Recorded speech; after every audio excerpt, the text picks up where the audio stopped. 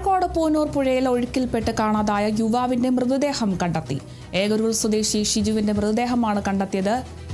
വിവരങ്ങളുമായി റിയാസ് KMR ചേരുന്നു. റിയാസ്, എപ്പോഴാണ് യുവാവിന്റെ മൃതദേഹം കണ്ടെത്തിയത്? വിശദാംശങ്ങൾ എങ്ങനെയാണ്? കഴിഞ്ഞ ഞായറാഴ്ച വൈകുന്നേരം സുഹൃത്തുക്കളോടൊപ്പം പുഴയിൽ ഇറങ്ങി ഒഴുക്കിൽപ്പെട്ട് കാണാതായ ഉണ്ണികുളം പരപ്പിൽ ഏകരൂർ സ്വദേശി ഷിജുവിന്റെ മൃതദേഹമാണ് ഇന്ന് രാവിലെ നടത്തിയ തെരച്ചിലിൽ കണ്ടെത്തിയത്. പൂനൂർ പുതിയ പാലത്തിന് സമീപത്ത് നിന്നാണ് കണ്ടെത്തിയത്.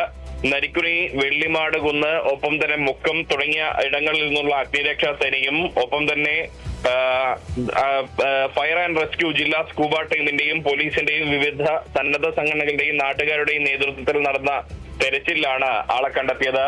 ഞായറാഴ്ച വൈകുന്നേരമാണ് സുഹൃത്തിന്റെ വീടിന്റെ കോൺക്രീറ്റുമായി ബന്ധപ്പെട്ട് എത്തിയ ഷിജു സുഹൃത്തുക്കൾക്കൊപ്പം അതുവഴി പോകുമ്പോൾ കാവുള്ള പറമ്പ് കടവിൽ കുളിക്കാനായി ഇറങ്ങിയത്. അതിനിടെ ഷിജു ഒഴുക്കിൽപ്പെടുകയായിരുന്നു. തുടർന്ന് ഞായറാഴ്ചയും ഇന്നലെയും വലിയ രീതിയിൽ തെരച്ചിൽ നടത്തിയിരുന്നു. ഈ തെരച്ചിലിന് ജനപ്രതിനിധികൾ അടക്കമുള്ളവർ മേൽനോട്ടം വഹിച്ചിരുന്നു. VT സൂരജ് MLAയും MK രാഘവൻ MPയും അടക്കമുള്ളവർ മേൽനോട്ടം വഹിക്കുകയും ചെയ്തിരുന്നു.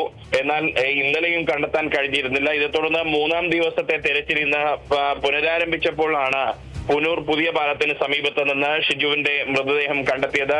മൃതദേഹം ഇപ്പോൾ കോഴിക്കോട് മെഡിക്കൽ കോളേജ് ആശുപത്രി മോർച്ചറിയിലേക്ക് മാറ്റിയിട്ടുണ്ട്. ഇൻക്വസ്റ്റ് നടപടികൾ പൂർത്തീകരിച്ച് പോസ്റ്റ്മോർട്ടം കൂടി പൂർത്തീകരിച്ച ശേഷമായിരിക്കും സംസ്കാര ചടങ്ങുകൾ അടക്കം നടത്തുക.